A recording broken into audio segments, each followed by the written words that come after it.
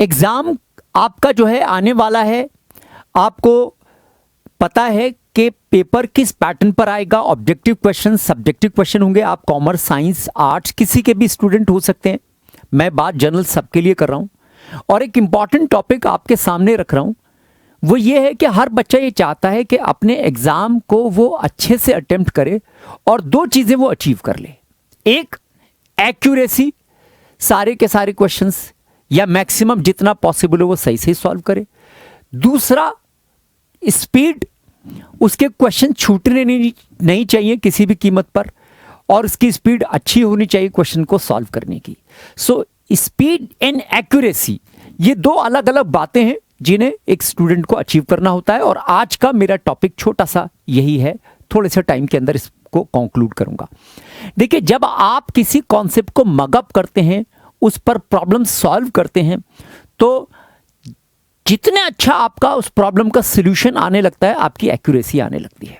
For example, आप 1 घंटे में 5 प्रॉब्लम सॉल्व कर रहे थे और 4 गलत थी, 1 सही थी। फिर आपने और प्रैक्टिस करी, फिर 1 घंटे में वही 5 प्रॉब्लम सॉल्व कर रहे हैं, लेकिन आपकी अब 3 सही हैं, 2 गलत हैं। फिर प्रैक्टिस करते करते आपने उसी 1 घंटे में फिर से 5 प्रॉब्लम सॉल्व किए। अब आपकी पांचों की पांचों प्रॉब्लम सॉल्व सही है, सही आपने आंसर लिखा है, गलत कोई भी नहीं है।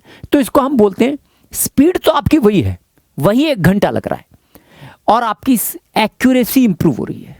स्पीड आपकी वही है, सेम उसी 1 घंटे में आप 5 क्वेश्चन अटेम्प्ट कर रहे हैं, लेकिन क्वेश्चंस के अटेम्प्ट करने में आपकी एक्यूरेसी बढ़ती जा रही है।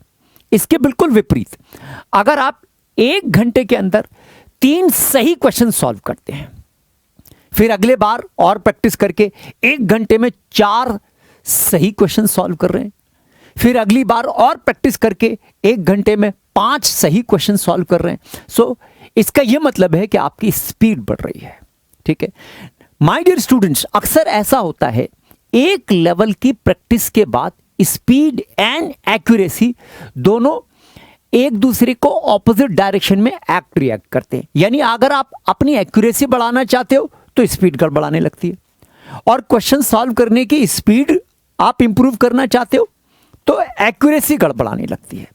और एक स्टूडेंट ये चाहता है कि मैं अपने एग्जाम के अंदर एक्यूरेसी भी मेंटेन करूं, स्पीड भी मेंटेन करूं। तो सर अब करें तो करें क्या, किस तरह से एक्यूरेसी एंड स्पीड हम एग्जाम में दोनों मेंटेन करें। सो पहली बात, higher the speed lower the accuracy. अक्सर ऐसा हो जाता है, या higher the accuracy lower the speed. तो एक लेवल के बाद स्पीड और एक्यूरेसी दोनों ऑपोजिट डायरेक्शन में वर्क करते हैं। किस तरह से दोनों को इंप्रूव करें, यह हमारा आज का उद्देश्य है। कैसे इंप्रूव किया जाए, एक एग्जांपल आपके सामने रख रहा हूं। मान लो कोई आप चैप्टर एक्स फर्स्ट टाइम नया कॉन्सेप्ट आप पढ़ रहे हैं, बिल्कुल पहली बार, ठीक है, और उस चैप्टर एक्स पर बेस्ड आपको क्वेश्चन सॉल्व करने, प्रॉब्लम सॉल्व करने हैं। तो अब आपका किस तरह से पढ़ने का तरीका होना चाहिए।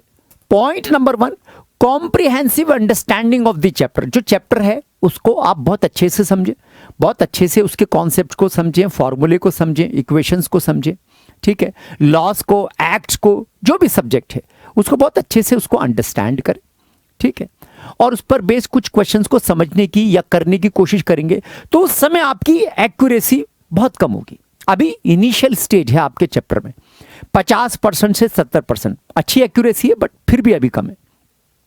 और क्वेश्चन सॉल्व करने की स्पीड तो बहुत ही कम है, 20% से 40%, यानी जो होनी चाहिए उसका 20% से 40% स्पीड आपकी है, कम स्पीड है।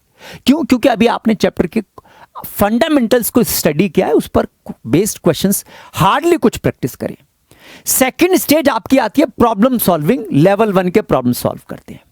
जब लेवल 1 के प्रॉब्लम सॉल्व करते हैं तो आपके पुराने कॉन्सेप्ट, पिछले कॉन्सेप्ट जो अभी आपने पढ़े हैं वो अप्लाई होते हैं, और चैप्टर के क्वेश्चंस को करते करते आपकी स्पीड, एक्यूरेसी इंप्रूव होती है 70 to 90%, और स्पीड भी बढ़ती है 40% से 60%, क्योंकि लेवल 1 से पहले आप 0 लेवल पर पॉइंट नंबर 1 के अंदर भी कुछ क्वेश्चंस छोटे छोटे से कर रहे थे।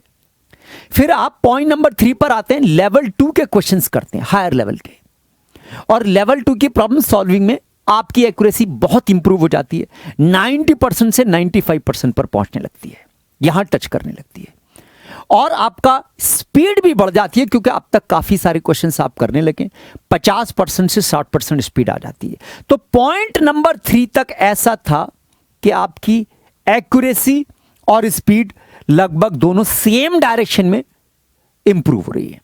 लेकिन पॉइंट 3 के बियॉन्ड जब आप जाने की कोशिश करते हैं, आप लेवल 3 के क्वेश्चंस प्रैक्टिस करते हैं और हायर लेवल के क्वेश्चंस प्रैक्टिस करते हैं, तो एक्यूरेसी आपकी और इंप्रूव होती है, क्योंकि अंडरस्टैंडिंग एक एक फॉर्मूला कॉन्सेप्ट आप समझ रहे हैं। एक्यूरेसी 95% से 98% के बीच में आने लगती है, बट टाइम गड़बड़ाने लगता है। अब टाइम इंप्रूव नहीं हो रहा, आपकी स्पीड वहीं की वहीं है या कभी कभी कम भी हो जाती है। 50% से 60% ऑलमोस्ट वैसी की वैसी रहती है, या थोड़ी बहुत डाउन भी चली जाती है। ठीक है। और जब आप लेवल 5 पर और ज्यादा प्रैक्टिस, मोर प्रैक्टिस, यानी 5वें पॉइंट और बहुत प्रैक्टिस पर आते हैं जब, तो अब आपकी एक्यूरेसी 98% से 100% के बीच में आने लगती है क्वेश्चंस को सॉल्व करने की। और ये वो 5वां पॉइंट, वो आपका एक बैरियर था जो आपने क्रॉस कर लिया। अब इस बैरियर को क्रॉस करके अब आपकी स्पीड इंप्रूव होती है। स्पीड 60% से 80% आपकी इंप्रूव हो जाती है। और अगर आप फर्दर क्वेश्चन सॉल्व करते हैं तो एक्यूरेसी 100% टच करने लगती है और स्पीड भी आपकी काफी इंप्रूव हो जाती है। सो जब भी आप किसी नए कॉन्सेप्ट को शुरू में पढ़ेंगे, उस कॉन्सेप्ट पर बेस्ड प्रॉब्लम सॉल्व करेंगे, तो आपका शुरू का ऑब्जेक्टिव एक्यूरेसी मेंटेन करना होना चाहिए, स्पीड नहीं। आपका शुरू में ऑब्जेक्टिव क्वेश्चंस को सही सॉल्व करना होना चाहिए, चाहे स्पीड 0 बहुत कम रह जाए, कोई दिक्कत नहीं है। जब वो कॉन्सेप्ट पर आप क्वेश्चंस सॉल्व करने लगते हैं, प्रैक्टिस करने लगते हैं, तो धीरे धीरे आपकी स्पीड खुद ब खुद इंप्रूव होने लगती है। Keeping this in mind, I hope you will meet your next exam. Thank you.